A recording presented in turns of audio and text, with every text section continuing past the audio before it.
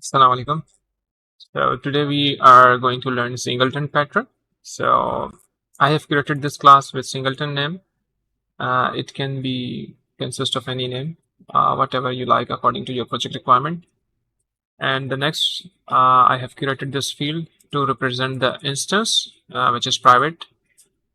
And one important thing that I want to tell you about Singleton is to make its constructor private. So this is the Singleton constructor, and you can initialize the logic if you have any.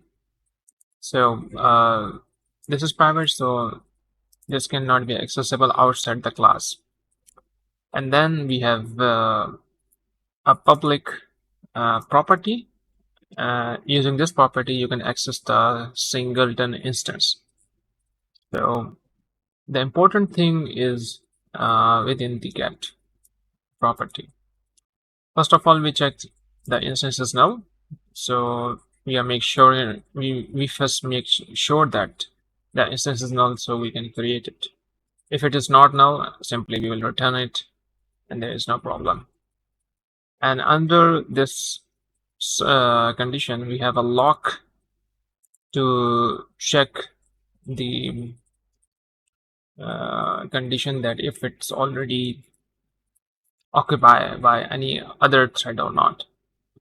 So if there is no thread locking it, it will go again check for validation and then create the instance. And you can work without it. This is not a problem, but in a multi-threaded environment, two threads can access this code at the same time, so we have a chances that it can create multiple instances. So the best thing is that you should need to add a lock. We have declare here a new object with the lock, and then we just pass it to the lock.